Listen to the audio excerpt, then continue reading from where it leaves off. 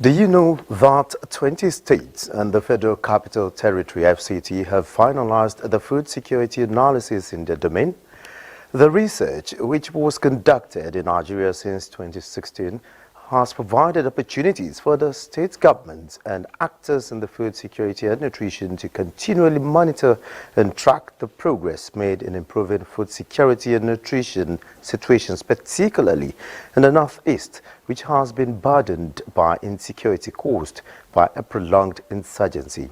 These became necessary for a holistic analysis and understanding of the drivers and limiting factors to food and nutrition insecurity across the entire country.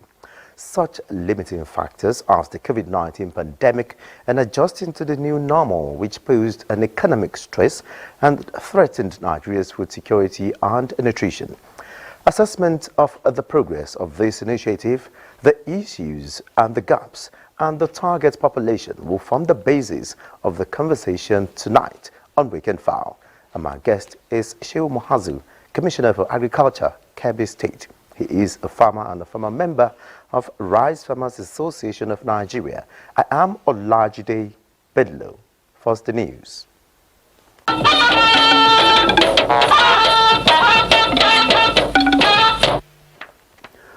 Following intervention of President Bola Tinubu, the Ondo State All Progressive Congress APC stakeholders have agreed to reunite as the state deputy governor, Lucky Aiyedatiwa, pledged to close rank with his principal governor, Oluwarotimi Akeredolu. State House correspondent Musbah Damwaha reports that it took the president more than 4 hours of mediation to find a truce amongst the parties. The relationship that began as a marriage of necessity between Governor Rotimi Akeredolu and his chosen running mate, Lucky Aiyedatiwa, in 2020 went toxic upon the return of the governor from his medical trip earlier in the year. Observers have watched as the grasses of governance and development have suffered the consequences where the two elephants in the state battled for supremacy. But this situation is apparently unacceptable to the party leader. And here, President Bola Tinubu would demonstrate his political prowess and dedication to democratic principles as he brokered peace between the two warring parties. The president began the meeting marathon at the State House, spanning hours late Friday night with a delegation from the state led by the state APC chairman Ade Adetimehi. But that was only preparatory to a larger meeting. It continued into the night with a combined meeting involving the state deputy governor Lucky Aiyedatiwa and other leaders. And after hours of dialogue behind closed doors, the goal-getter has recorded a landmark peaceful ending with commitment from the stakeholders. I pledge to all of you that I embrace every one of you. I put behind all that has happened before now. I've let go and I've also let God. And everything that we do, we work together. The executive and the legislature will all work together to ensure that governance is on the right track. The president also elicited amicable resolutions that will ensure return of food peace that has been scarce among the parties. Our resolution is that we should embrace peace. And secondly, no dissolution of the cabinet. And then the deputy governor should maintain status quo, and the leadership of the state assembly we should also maintain status quo as far as the leadership of the House of Assembly is concerned. We have resolved to toe the path of peace. Ondo State is greater than any one of us. The development of Ondo State is germane to us. And I can show you peace will return with this, your pronouncement, your decision. We thank you, we appreciate you. It's a good journey. Yes. Very successful. Yes. is left in your hands now as leaders, majority. May God bless all of you. Amen. And so, the stakeholders returned fulfilled with a renewed hope that the sun will shine again in the political arena of Ondo State. From the State House, Musbal Dan Wahab, NTA News.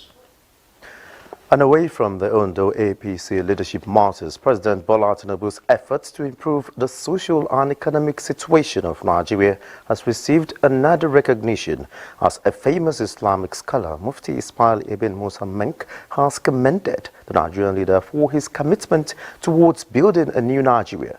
The Zimbabwean scholar and his team were at the State House on a courtesy visit to President Tinubu. State House correspondent Musbal Dan Wahab reports.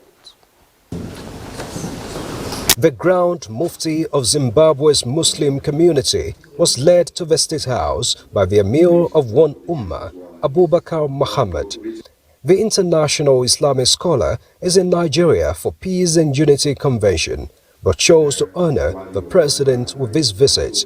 He appears to have been following the situation in Nigeria and indeed the progress of President Bola Tinubu over the years. I was very, very touched by your leadership in Lagos when I know that you have built so many young men and women who have come up today because you built them. So this is a true quality of leadership. I also recall in this previous election, I knew deep down that this, meaning Your Excellency, this person is going to win. And the reason is A, B, and C. They have proven themselves, they have done it. Cut a long story short, when people ask me, where is your favorite country? I am on record as having said Nigeria. They wonder why. Evidently passionate about Nigeria, the scholar also prayed for the Nigerian leader to succeed in his mission to take the country to higher heights. I pray that the Almighty continue to guide you to make the best decisions for the nation and for the globe at large.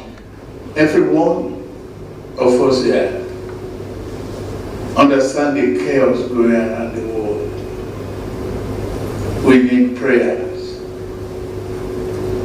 We need love and understanding among one another.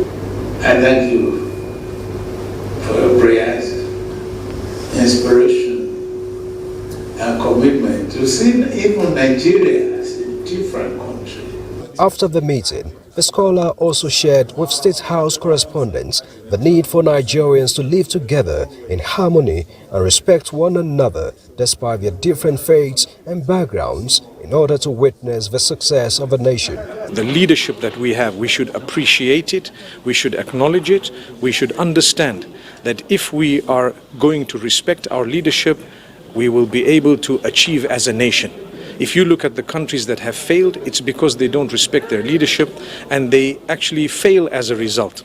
But if we are going to rally behind the leadership and ensure that every one of us contributes positively to this nation, Nigeria can be the best nation in Africa. Mufti Menk has carved a niche for himself internationally as an Islamic and motivational speaker. From the State House, Musbal Dan Wahab, NTA News. A group of Nigerians in the United Kingdom, known as Renewed Hope for Nigeria, has organized a rally in London in support of President Bola Tinubu. The group, led by its coordinator, Tunde Ajishola, is asking Nigerians at home and abroad to remain focused and patient as President Bola Ahmed Tinubu steers the ship of the nation. The group believes that the president's policies and programs are for a better Nigeria. Correspondent Hawa Yusuf Untua reports that women from the Hausa community in London also participated in the rally to show their support to President Tinubu's led administration. Participants are asking Nigerians to be hopeful for a better Nigeria as there will be light at the end of the tunnel, adding that his policies are meant to shape the country's future for the better. No, things are a bit hard with our people, but we know it is more like a childbirth process where the woman goes through the pain of childbirth, and after a while, the joy of seeing the baby, relieves everybody, and we are all happy. That we in the diaspora, we are solidarizing with them, we are supporting them, we are encouraging our brethren back home to please keep up the faith, keep all the faith. Very soon, we'll turn the tide. Nigeria will be the better space, and it's going to be better for us all. We are hoping that he will be able to help the youth, the young women in Nigeria with a brighter future, job opportunities, and a greater place to live. We are here to support our president, Mr. Tinubu. We hope he will make Nigeria a better for us and our coming generation.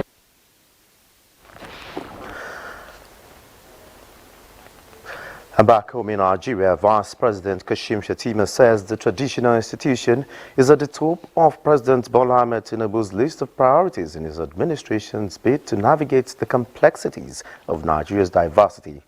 The Vice President, he spoke on the 37th Annual Akesan Festival in Peru, Remo, Ogun State, expressed delight with the way Nigeria's noble traditions serve as reminders of the origins and enduring identities of its people.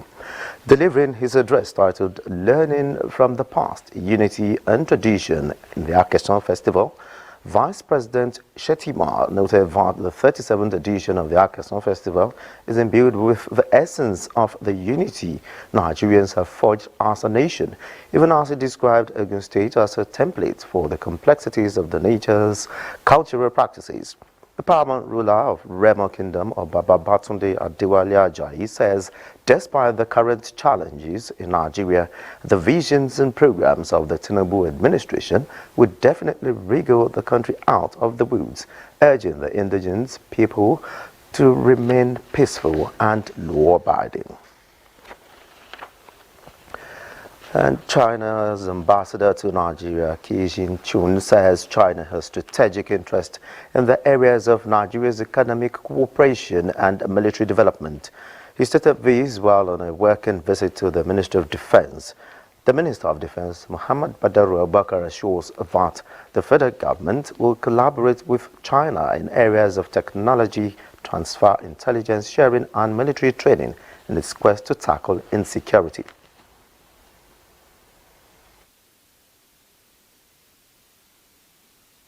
Our president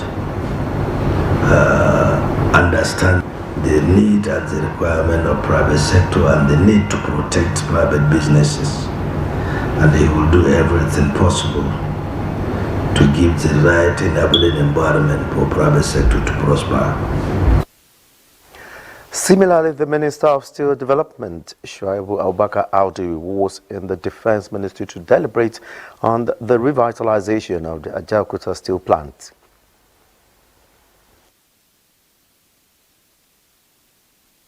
We can put a joint proposal to the Federal Executive Council to say that we also want to revive another production unit, another production plant within Ajaokuta that will be dedicated to enabling us to produce those military hardwares that are required. The meeting will set the stage for the revitalization of the Ajaokuta steel plant and production of military hardware. The deplorable nature of road infrastructure in the northeast is said to be affecting the economic growth of the region, which needs urgent intervention. This is one of the challenges highlighted at the 9th meeting of the Northeast Governors Forum held in Yola. Yusuf Jika reports. The Northeast Governors Forum meeting had in attendance all the 6 governors in the region to discuss common challenges and provide solutions for improved socio-economic well-being of the people. Chairman of the forum and Governor of Borno State, Professor Babagana Umar Zulum, observed that the daunting challenge of road infrastructure, among other problems in the region, require collaborative efforts of the Northeast governors to address them. He commended President Bola Ahmed Tinubu for the renewed effort at ensuring peace and stability in the region, calling for his intervention on road network and a sound railway system that will stimulate economic growth. Governor Zulum assured of the commitment of the governors to create opportunities that will drive small-scale enterprise and build agricultural value chain to address the alarming rate of unemployment and poverty in the region.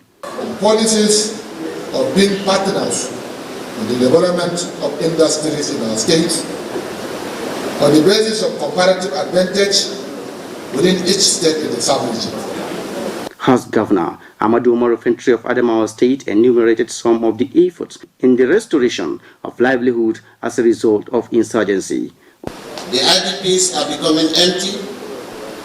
Most families and households have returned to their ancestral abode. Our farmers are back to their farms. Children are back to school. An 11-point communique was read at the end of the closed-door meeting by Yobe State Governor Maimala Buni. It's expressed delight at the growing strength of cooperation and collaboration among member states in the region. The forum reaffirmed its commitment to foster a common ground and pursue collective calls on matters of security, social and economic integration of the region. In Yola, Yusuf Jika, NTA News. And away from the Northeast Governors Forum, the Central Bank of Nigeria, CBN, says it is confident that inflation will be effectively managed with continued increase in the monetary policy rate in the next 2 quarters. Central Bank Governor Olayemi Cardoso disclosed these in Lagos. The Central Bank Governor, who unveiled the bank monetary policy thrust and outlook for 2024, explained that the Apex Bank's effort to reduce excess liquidity through open market operation and issuance of treasury bills, along with continuous increase in interest rate, is yielding the right result in checking inflation. Exchange guidelines and legislation will be developed, and extensive consultations will be conducted with banks and FX operators before implementing any new requirements. Through deliberate policies, transparent market operations and coordination between monetary and fiscal authority, the central bank says it can achieve a more stable exchange rate, control inflation and create an enabling environment for businesses to thrive. Critically reviewed the effectiveness of the central bank's monetary policy tools and has spent time fixing the transmission mechanism to ensure the decisions of MPC meetings actually result in desired objectives. The CBN governor said the central bank will soon direct banks to increase their capital to enable the president to achieve 1 trillion naira, and technology will continue to play a crucial role in providing financial services. Now, the synergy between all directorates of the Nigerian television authorities and oil that will lubricate the wheel of progress for the news directorate to excel. This was pointed out at the just concluded News Management Conference in Abuja. Adebola Brookslyn reports. The news directorate may appear to be the face of any television station. The synergy that exists among all directorates is most important in actualizing the organization's mandates. This is not negotiable, as the present leadership of the NTA is working together as a team under the able leadership of the Director General, Saliu Abdulhamid Dembos. Finance and News Directorate, we should synergize, especially the news personnel should always inform or enlighten our staff of finance what constitutes LTP. The main thing is news, reporting, LTPs, the commercial scene on news, and if you watch out, you see that our clients, that's where they want to be. So because of that, please, as you go back to your stations, do remember what is called LTPs and what you can cover free. I must commend News Directorate also for embracing new trends in communication, which has taken NTA to a higher level of prominence and relevance in broadcasting.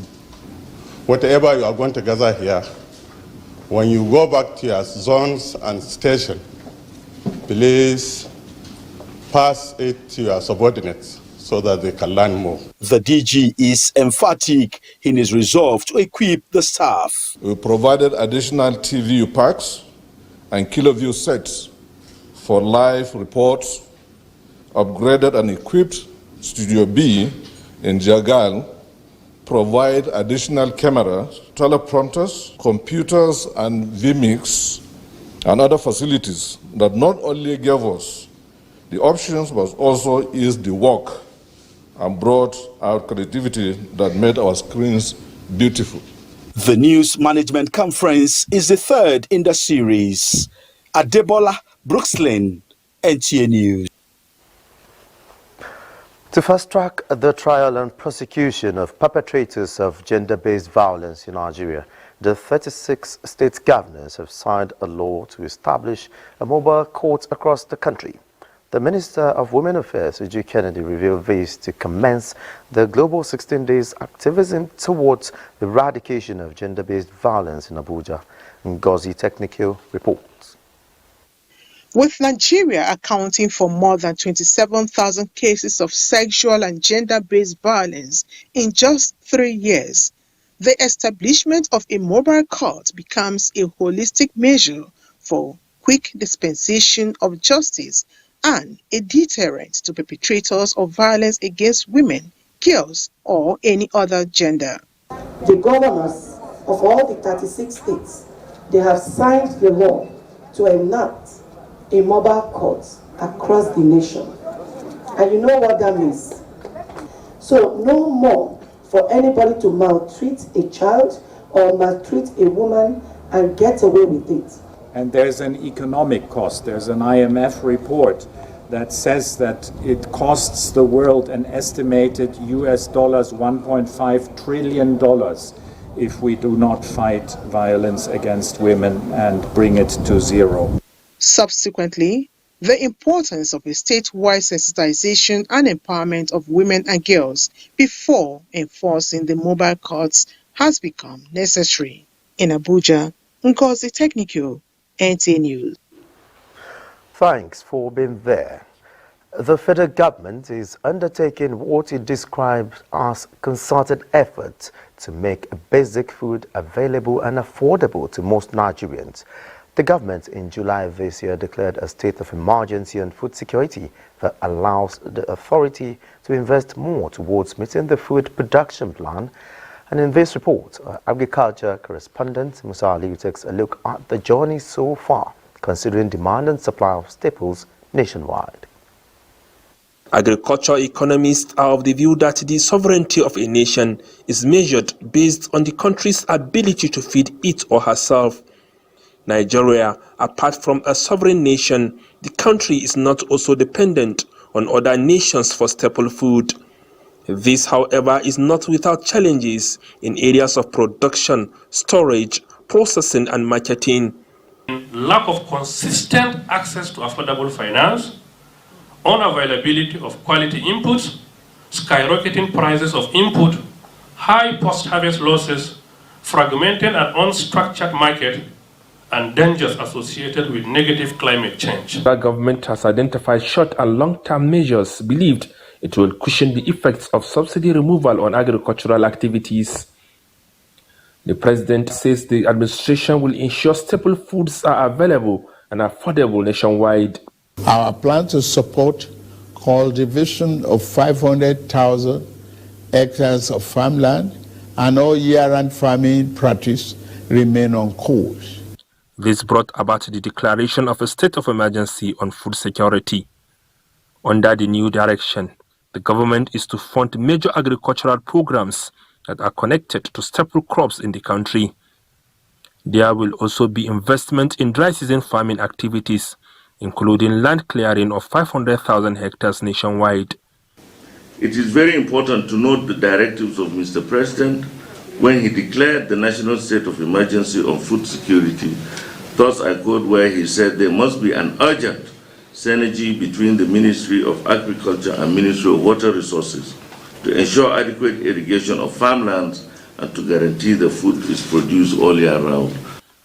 The state governments are also expected to key into the federal government's food security programs.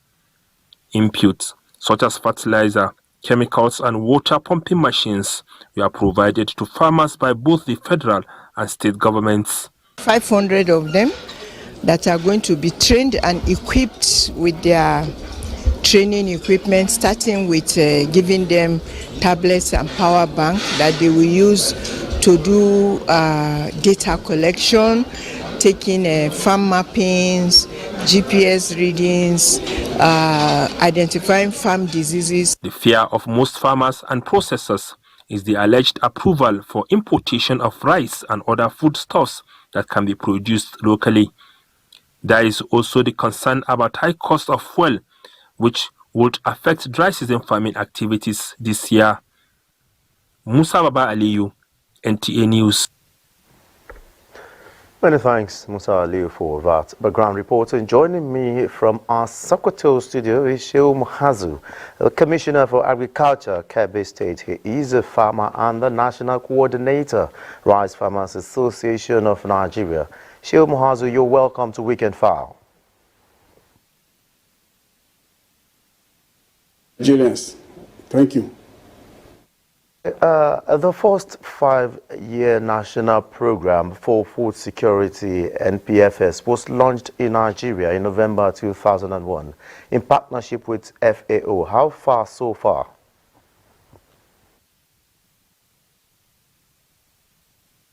So far, so good. For us in Kebbi State, since the launch of the program, we have participated and we have seen results of our participation. So we give gratitude to God.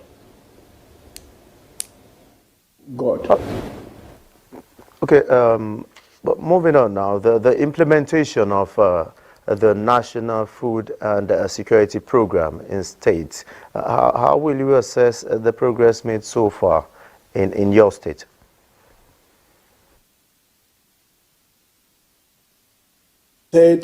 We are doing good. If you remember, the rice revolution started here, and we have queued into the National Food Security Program, and our production has been very, very good. I can say as at last year, Kebbi State produced about 2.9 million metric tons of rice paddy. All this could not have been achieved without the launching of the program. So we say so far so good. Who are the target population, and in terms of storage, how well are you doing?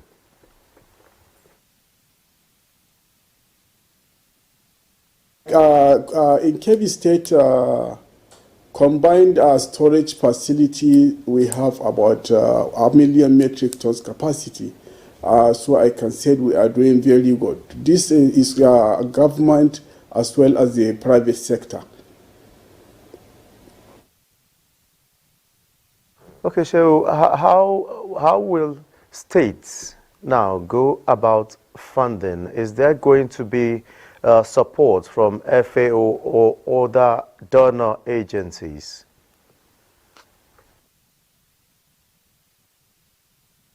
We have been collaborating with a lot of donor agencies, and we as a state, in terms of funding, we are abiding by the Maputo Declaration, which says we should budget 10%, we should allocate 10% of our annual budget to agriculture.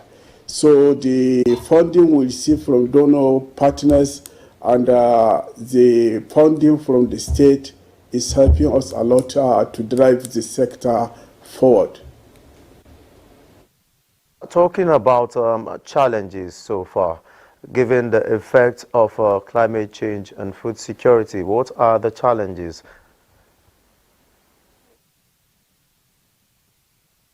Challenges are enormous. In fact, you will be surprised that yesterday and today there was a rainfall in Kebbi State. So this is to tell us that climate change has come to stay with us. Anybody of my own age will tell you he has never seen rainfall in Kebbi State in the month of November. But yesterday there was rainfall, today there was rainfall. So climate change has come to stay, and that is why we in Kebbi State, we have developed the climate smart agriculture profile of our state. And that's in collaboration with USAID. And we are translating that to our local languages, and we are going to disseminate it to the local people so that the challenge will be surmounted. Equally, we have the challenge of lack of use of agricultural machinery, because the efficiency of agri production is proportional to the use of machines in production. We are increasing our tractorization policy. In fact, we have an agenda that we intend to operate full mechanized farms for our program. A report by the Sokoto State Agricultural Development Program, SADP, in 2019 and 2020 shows that over 25,000 hectares of land were cultivated during the dry season farming in the state. Some of the dry season farmers, however, identified a lack of irrigation facilities, improved seedlings and fertilizers, and other farm input to farmers as some of the challenges of dry season farming in the state. Sokoto State government says it keyed into the National Food Security Program to complement the federal government efforts in boosting agricultural production through procurement of fertilizer and assisting dry season farmers with subsidized farm input and implements. We have a project in Goronyo Dam. This project covers about 6,000 hectares of land and is all for dry season farming. So they are there doing their things to make sure that farmers were enlightened, trained, and given some input, seeds, to make sure that they modernize their ways of productivity. In Kebbi State, dry season farmers are constantly faced with the problem of shortage of rainfall. This phenomenon is no doubt a source of concern among some dry season rice farmers. Give these farmers loan to empower them. Give them the enough material to use or whatever they are going to use in supervising farmers to make sure that what the government plan will be implemented. Because of this issue of difficulty of petroleum, they need solar water pump. This solar water pump can help our farmers to redeem or to regain all what we have lost during the dry season farmers. From Gusau, Zamfara State, correspondent Abubakar Muhammad reports that dry season farmers are waiting for the provision of farm inputs and implements from government so that their dream of feeding the nation will become a reality. Under the dry season farming, we have a target of 11,760 farmers across the state that will be supported for the cultivation of wheat, rice, maize. Every farmer will be supported with fertilizer, 2 bags of NPK fertilizer, 1 bag of urea, to cultivate at least half a hectare of each of these crops. Prioritizing the national program on food security will ensure that all citizens have access to safe, nutritious, and affordable food and reduce poverty as well as enhanced public health. In Sokoto, Dalhatu Abdullahi, NTA. Establishment of cocoa plantation across the 17 local government areas of Enugu State is one of the varieties of interventions for the enhancement and diversification of agriculture production, farm processing, market development, rural finance and extension activities. Comfort Anyim reports. Cassava to bioethanol value chain development is one of the initiatives of the Enugu State government to unlock the rural areas and create employment opportunities for the people. And forests which served as criminal hideouts have been converted to farmlands. Currently, about 300,000 hectares of lands are available for agricultural projects across the state. The 6 council areas of Enugu East Senatorial District has earmarked 100,000 hectares of land for the cultivation of different crops as a contribution to 300,000 hectares. We are currently doing farmers registration and harmonization of all our farmer data, and we are going to verify each farmer using the GPS, so that with the GPS we can and then locate you down to your farmland. With potentials of growing cocoa, Enugu State has concluded plans to establish cocoa plantation across the 17 local government areas of the state, starting from Nkanu East. Already, Idodo community has donated about 20 hectares of land. Apart from the cassava we eat, we process into gari, into cassava flour, we can also process into bioethanol and begin to see how we can contribute to sustainability of the ecosystem. High yield and double cropping cycle per year has been the target of the southeastern region farmers, especially Enugu State, noted for rice production, with the popular Ada rice produced from Adani in Uzuwani local government area of the state, in quest for food, water, security and sufficiency. They have problem, this issue of no irrigation water. Then there is this problem of absence of machinery.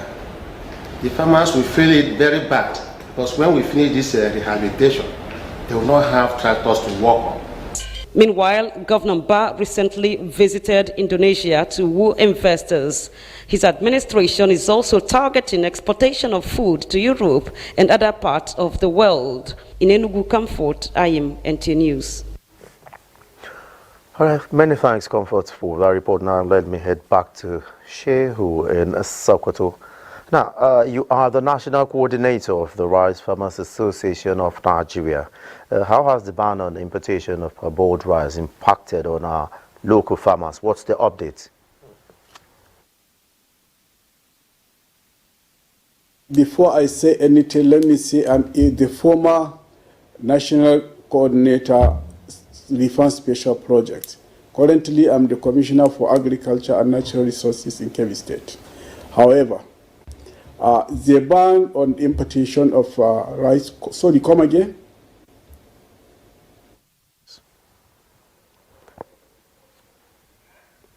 What's the update on the ban on importation of parboiled rice?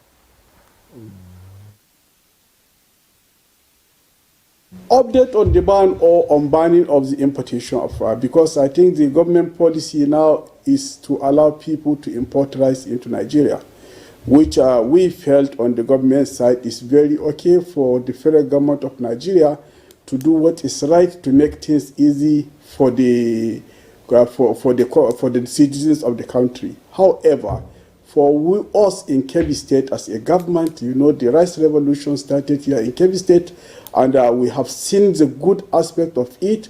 The revolution has placed Kebbi State as a rice production hub in the world map.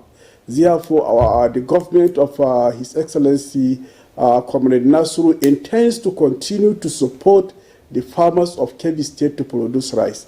However, we are appealing to the government, to the federal government, to give our farmers a level playing ground with the importers of rice from abroad, such that our farmers will be able to compete with them favorably here in Nigeria. What we need is for the government not to grant any waiver on the rice levy or waiver on the import duty. Because a waiver on rice import duty or a waiver on rice levy will place our farmers at disadvantage.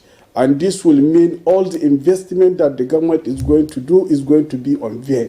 So we are okay with what the federal government want to do, but please provide our farmers a level playing ground such that the importers of rice and the local producers will compete favorably with them. This is what I have to say. Mohazu, the National Coordinator of the Rice Farmers Association of Nigeria, for your inputs on this topical issue. Many thanks. We'll go on another break. Weekend File continues shortly.